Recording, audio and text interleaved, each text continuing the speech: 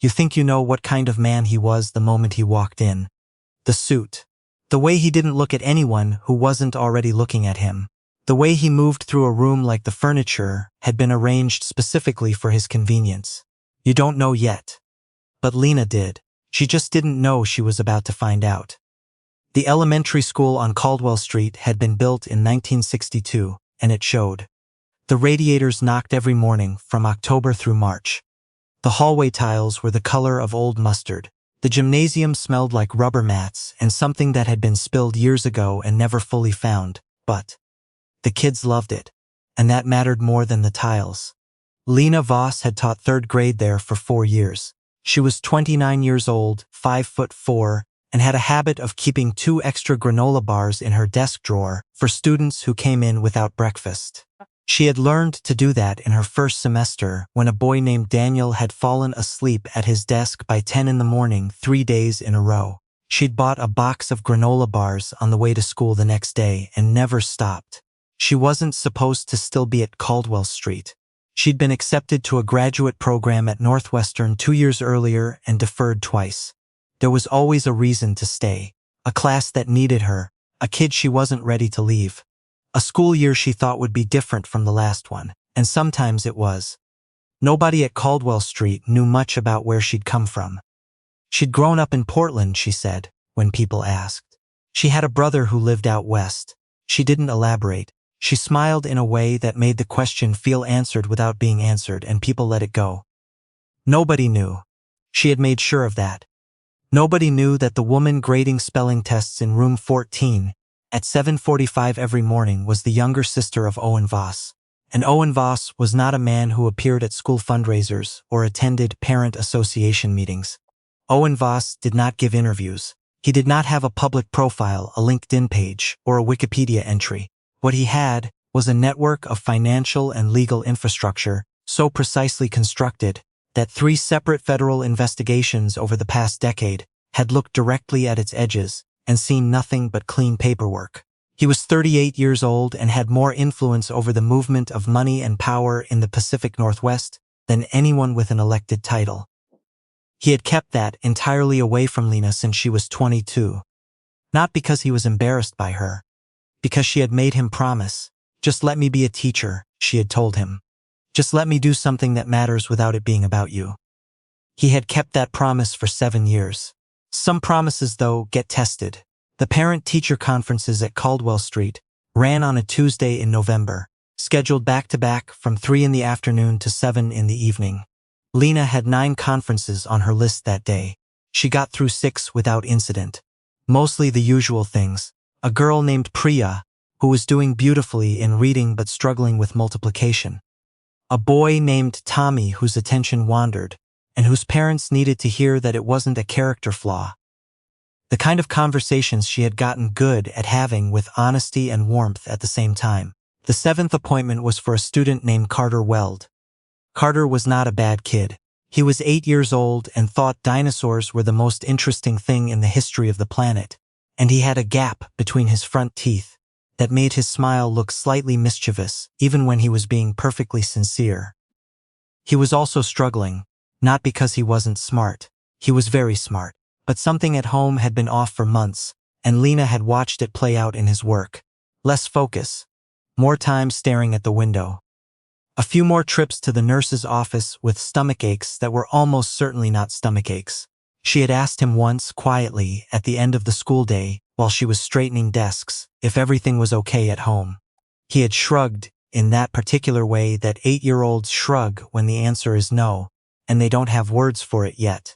She had flagged it. She had sent a note home. She had filled out the appropriate documentation with the school counselor. She had done everything she was supposed to do. The man who came to Carter's conference was not Carter's mother. He was Carter's father. His name was Douglas Weld. He was 51 years old, founder of a commercial real estate development firm that had reshaped the waterfront district in the past decade, and a man who had once told a city councilwoman in a public meeting that her job was to sign papers he brought her, not to have opinions about them. He wore a charcoal suit and did not take off his coat when he sat down across from Lena's desk. He looked at the room the way someone looks at something they've already decided is beneath them.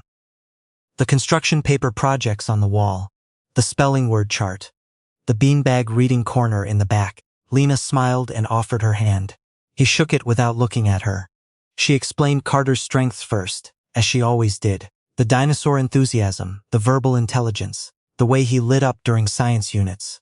Then she said, gently and directly, that Carter had seemed to be having a harder time since September, and she wanted to check in about whether there was anything going on at home the school should be aware of. Douglas Weld's expression didn't change, exactly. It shifted, like a door that had been resting against a frame, and had now been pushed slightly open in the wrong direction. He said that Carter's performance in her class was unacceptable.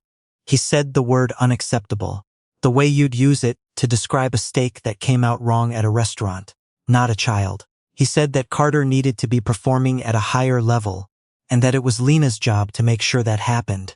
She told him, carefully, that third-grade academic benchmarks were not the issue. Carter was meeting benchmarks. The concern was about Carter's overall well-being, which affected his learning, and which she believed deserved attention. Douglas said he didn't pay school taxes for a teacher to psychoanalyze his child. Lena stayed calm. She had been in difficult parent conferences before. She knew how to hold the center. She said, still calmly, that her observation was not a diagnosis, but that the school counselor had also noted a shift in Carter's mood and focus, and that she thought a conversation between the school and the family could be helpful for Carter. Douglas put both hands flat on the desk. Do you know what this school's annual fundraising budget is? He asked. Because I wrote a check last spring that covered 40% of it. 40%. He let that sit there. So I'm going to need you to understand your position here, and I'm going to need you to focus on teaching my son math and reading, and not on whatever you think you've diagnosed in your beanbag corner. The word beanbag came out, like he was describing something he'd found under a seat cushion. Lena set down the pen in her hand and looked at him steadily. Mr. Weld, she said, Carter is in my classroom 6 hours a day. I know what he looks like when he's okay, and I know what he looks like right now. And right now he is not okay. That's not a judgment, that's information. And I think he deserves for the adults in his life to take it seriously. Douglas stood up. He said, very quietly, that her contract at this school was up in the spring, and that he sat on the advisory board for the district's private education foundation, which heavily influenced the principal's discretionary budget, and that he had made a phone call before that meeting today, and he was prepared to make another one when he got to his car. Then he said something that made the two other teachers in adjacent classrooms look up. He said, "You're an underpaid babysitter with delusions of importance, and if you file one more note about my son, you'll be looking for a new position by Christmas." He walked out. The hallway was quiet for a moment. Then it wasn't, because Lena was already at her desk, pulling out her documentation, and her hands were perfectly still. What nobody in that hallway saw, because he hadn't moved, was the man standing near the water fountain at the end of the corridor. He was wearing a gray jacket and had a visitor's badge clipped to his lapel. He had arrived 14 minutes earlier and told the front desk he was a prospective parent interested in touring the school. He had a small tattoo on the inside of his left wrist. 3 horizontal lines, like the lines of a musical staff, except not. He watched Douglas Weld walk out. He watched Lena through the glass panel of her classroom door. He watched her hands on the desk, perfectly still. He took out his phone, typed 3 words, and walked calmly toward the exit. What happened next took less than 48 hours. Douglas made 2 phone calls on the way to his car. The first was to the principal, a man named Gerald Ames, who had been in his position for 11 years, and had learned over that time that certain parents required a delicate touch. Gerald listened. Gerald took notes. Gerald made a decision at 6:15 the next morning that he would regret for the rest of his professional life. He called Lena into his office at 8, before the first bell. He told her that in light of a formal parent complaint, the district had to take certain steps. He told her that her contract would not be renewed for the following year. He told her that she could finish out the semester, but that her role with Carter Weld's class would be reassigned to a long-term substitute starting Monday. He told her this while looking at the edge of his desk. He did not look at her face. Not once. Lena sat in the chair across from him and absorbed every word. She thought about Carter's shrug. She thought about the granola bars in her desk drawer. She thought about 7 years of spelling tests and science projects, and a boy who had cried once at the end of 2nd grade because he didn't want summer to come, and she had told him the books would still be there in September. She stood up. She thanked Gerald for his time. She walked back to her classroom and wrote the day's learning objectives on the board with the same handwriting she used every morning. She taught her full day. At 3:15, she packed the granola bars into her bag along with the framed photo of her class from the spring field trip. She cleaned her desk. She left the rest because the rest belonged to the kids. Outside, it was the kind of November cold that felt personal. She stood on the sidewalk for a moment, then walked to her car. There was already an email on her phone. It was from the district's HR department, CC'd to the advisory board administrator. It contained language about her teaching file, a formal note about the parent complaint, and a line about the school's ongoing commitment to positive family partnerships. She read it once, then she drove home.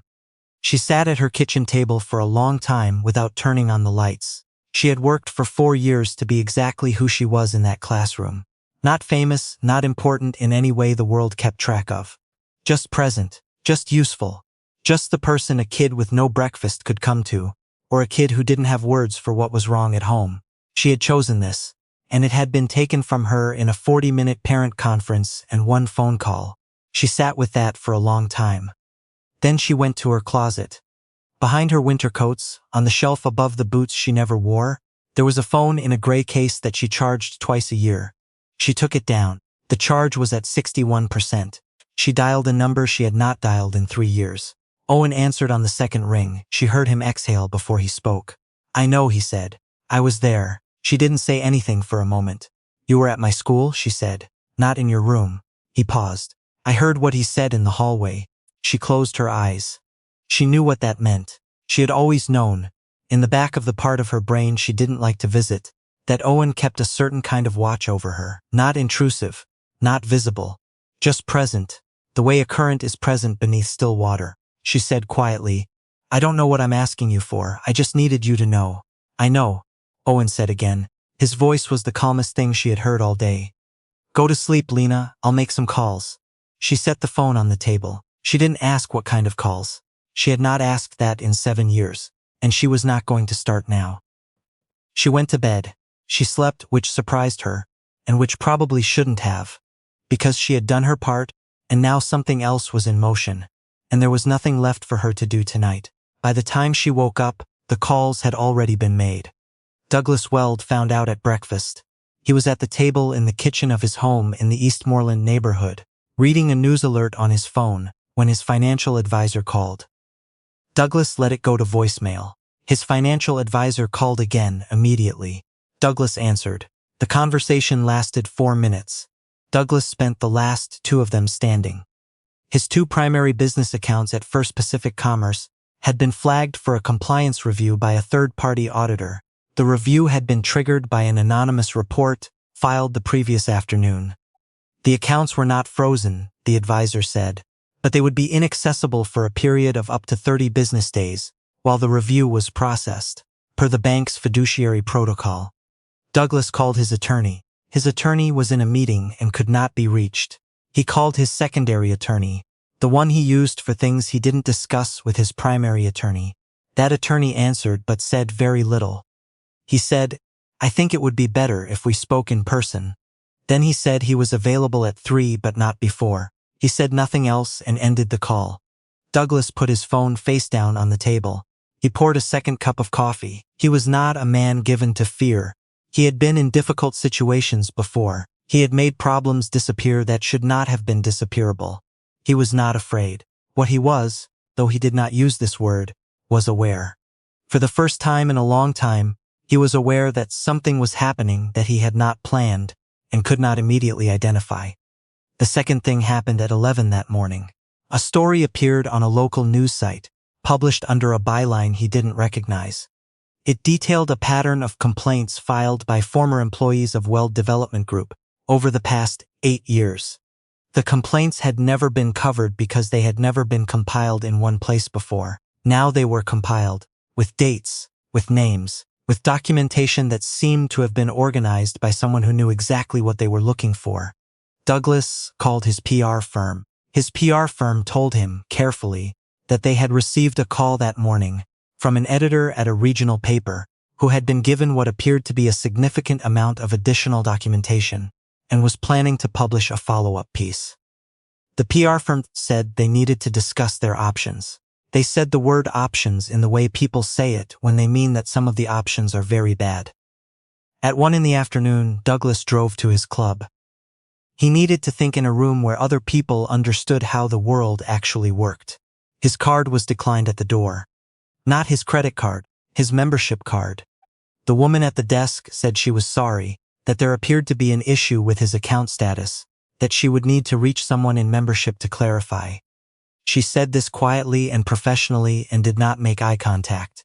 He drove home. There was a man he knew. There were actually several men he knew, the kind of men who existed at the edges of legitimate professional networks and who had resolved situations quietly for him before.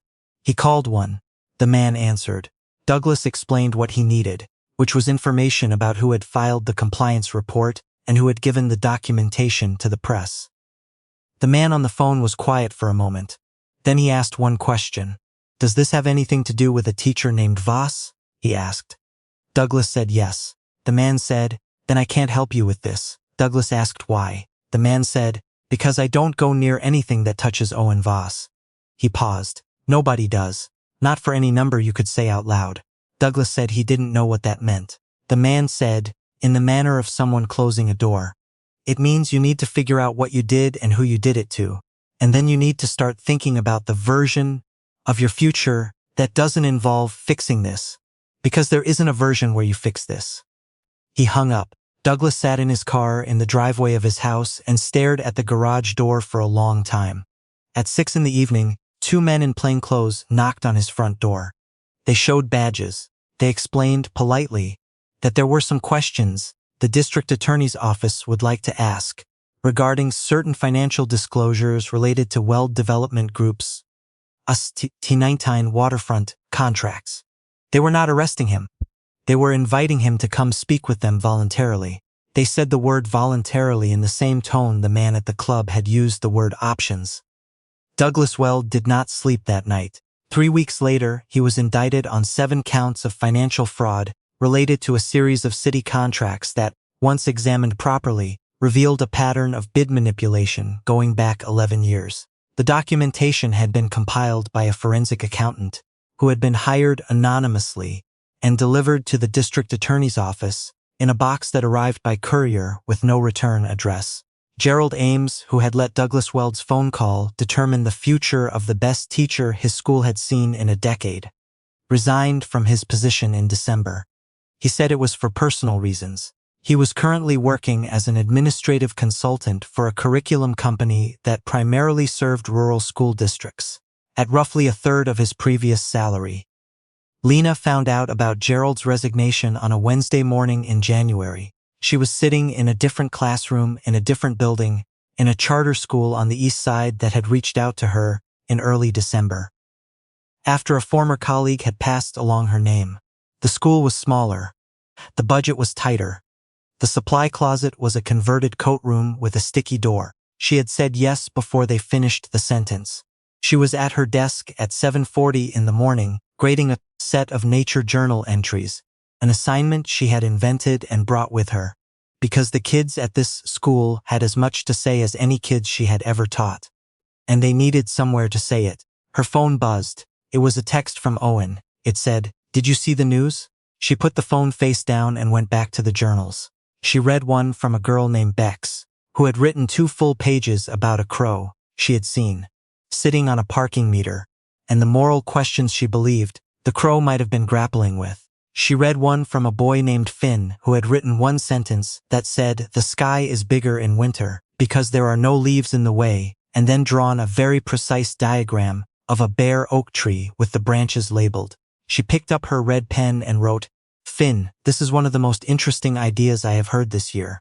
Tell me more on Monday." She thought about Carter Weld, the way she still did. She had heard from a counselor she trusted that Carter had been matched with a therapist through the district's family services program, and that his mother had finally filed the paperwork she had been holding for months. She didn't know if that was true. She hoped it was. She thought about the granola bars. She had restocked her drawer at the new school, different brand, same reason. On a Saturday in February, her doorbell rang. She opened the door to find Owen standing on her porch with a paper coffee cup in each hand, and a look on his face that was not exactly apologetic and not exactly satisfied, but something that lived in the space between the two. He handed her a cup. She let him in. They sat at her kitchen table, the same table where she had sat in the dark in November with the lights off and the phone in her hand, and they drank their coffee without talking for a while, which was something they had always been able to do. Then, she asked him, "What did you actually do?" He looked at his cup, filed a report, sent some information to some people who were looking for an excuse to act on it. Made sure the right doors opened at the right time, she said. Was any of it untrue? Not a word, he said. She looked at the window. The February light was thin and flat and honest. She said, "Carter's in therapy now. His mom finally got him in." Owen said, "Good." They sat for a while longer. She had spent 7 years building a life that didn't belong to Owen's world.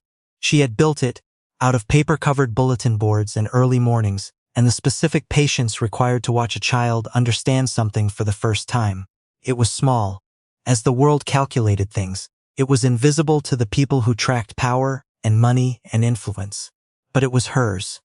And it turned out that people who loved you sometimes fought for the things that were yours, even when you didn't ask.